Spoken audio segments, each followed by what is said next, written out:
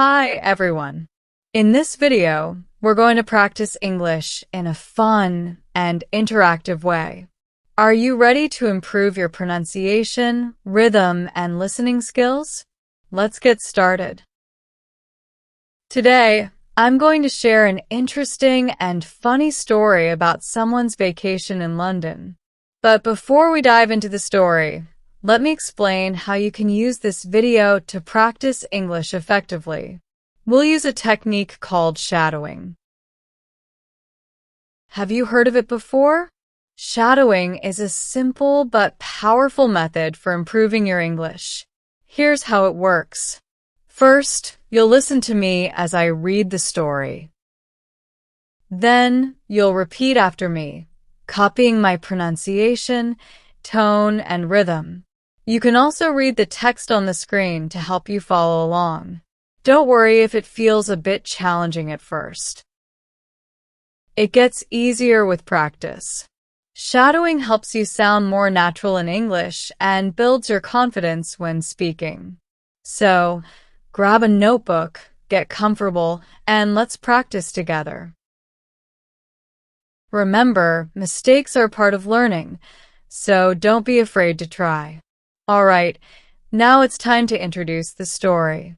I'll be reading it for you, and you'll see the words on the screen. This way, you can listen and read along at the same time.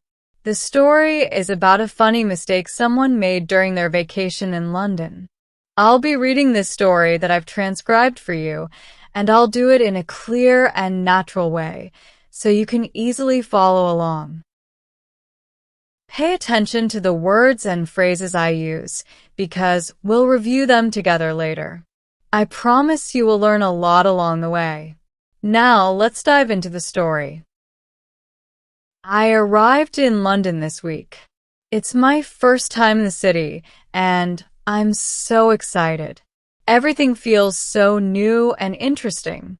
The streets are busy, the people look happy, and the sound of the city is full of energy. I can't wait to explore.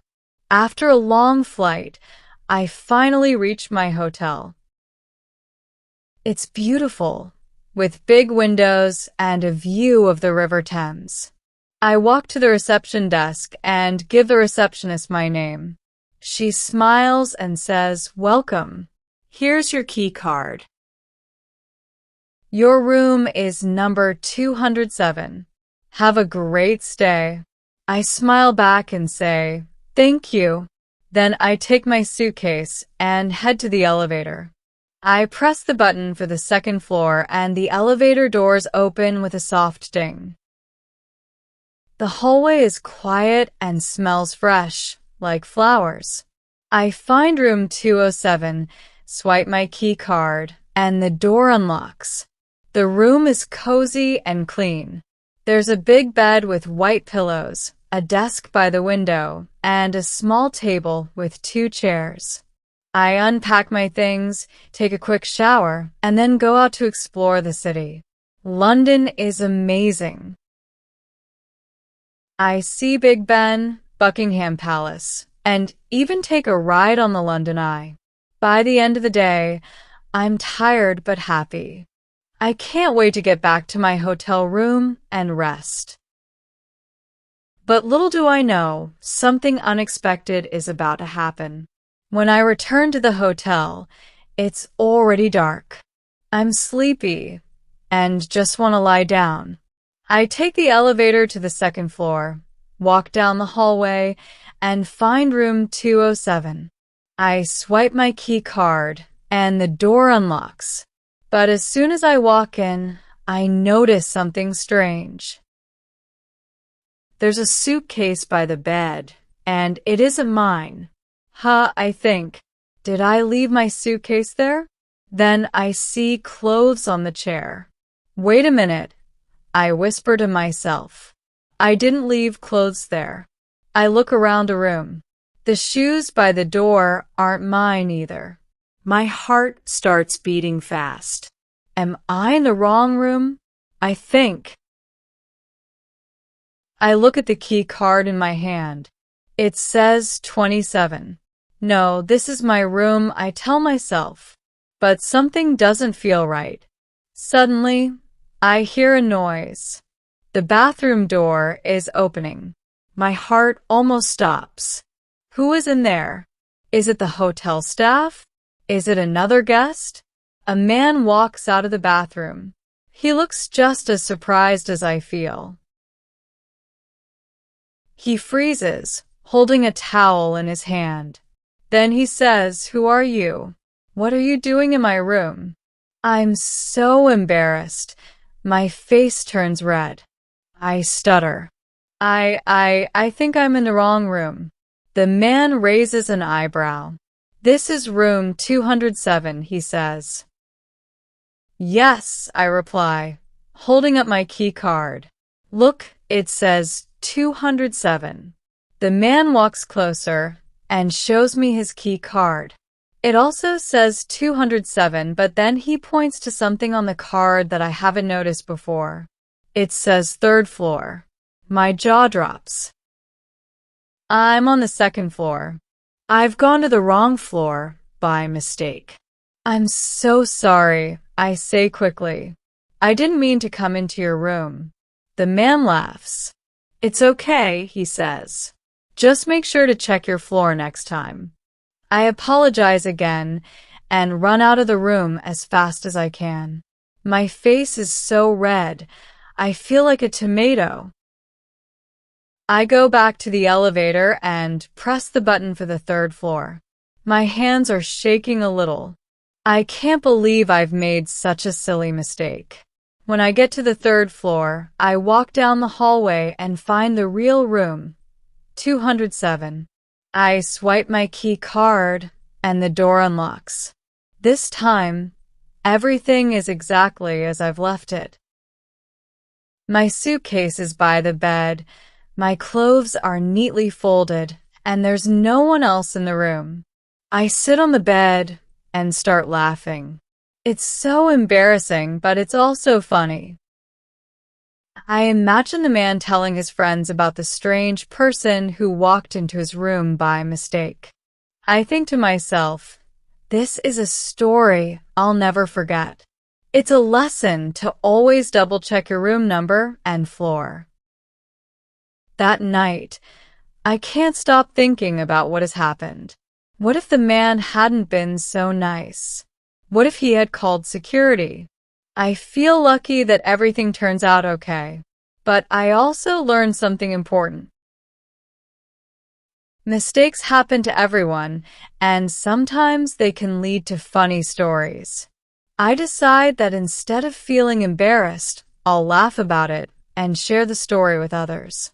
After all, it's not every day that you walk into the wrong hotel room. The next morning, I see the man in the hotel lobby. He smiles and waves at me. "Hi, room 207, he says, laughing. I laugh too and say, "Hi. Thanks for not calling security on me." We both laugh, and I realize that this little mistake has made my trip even more memorable. From this day on, every time I check into a hotel, I make sure to double-check the floor and the room number. But no matter how careful I am, I'll always remember my funny adventure in London. Everyone makes mistakes, right? This story shows us something important. Even embarrassing moments can teach us valuable lessons. Walking into the wrong hotel room was a simple mistake, but it reminded me of how easy it is to overlook small details like checking the floor number. Sometimes in life and in learning English, we rush, we feel nervous, and we make errors. But that's okay. Instead of feeling ashamed, it's better to laugh, learn, and move on. Mistakes are part of growing. Just like I learned to double-check my hotel room, you can learn to double-check your words and sentences when practicing English. And remember, even if you make a mistake, most people will be kind and understanding, just like the man in the story. So, what's the lesson here? Don't let mistakes stop you. Whether you're learning English or traveling to a new place, mistakes are opportunities to grow. Laugh about them, learn from them, and keep moving forward. Now, let's look at some useful phrases and vocabulary from today's story. These are words and expressions you can use when you travel or even in daily life. Let's break them down and practice together. Useful phrases at the hotel. I think I'm in the wrong room.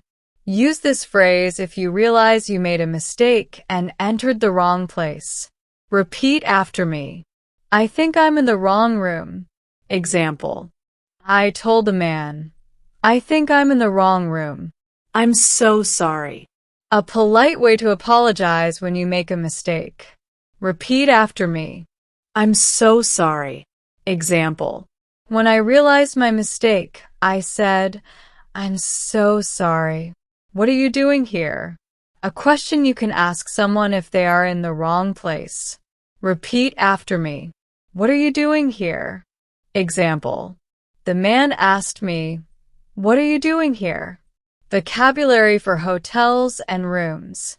Key card. A card you use to unlock your hotel room. Repeat after me. Key card. Example. I swiped my key card to open the door. Floor. The level of a building where your room is located. Repeat after me. Floor. Example. My room was on the 3rd floor, not the 2nd floor. Hallway. The long area with doors to rooms on each side in a hotel. Repeat after me. Hallway. Example. I walked down the hallway to find my room. Phrases for polite conversations. Don't worry about it. A kind way to say that everything is okay, even if someone made a mistake. Repeat after me. Don't worry about it. Example. The man said, don't worry about it after I apologized. Mistakes happen. A comforting phrase to remind someone that errors are normal. Repeat after me. Mistakes happen. Example. I laughed and said to myself, mistakes happen. Have a nice day. A friendly way to wish someone a good time at a hotel. Repeat after me. Have a nice day. Example. The receptionist said, have a nice day when I checked in. Practice time. Let's practice some of these phrases together. Repeat after me. I think I'm in the wrong room. I'm so sorry. Don't worry about it. Mistakes happen. Key card. Hallway. Great job. These phrases and words are super useful when staying in a hotel or traveling. Try using them the next time you practice English or even on your next trip. Keep practicing and you'll see great results. Thank you so much for practicing with me today. I hope you enjoyed the story and learned something new along the way. Remember, you can watch this video as many times as you want to practice your shadowing.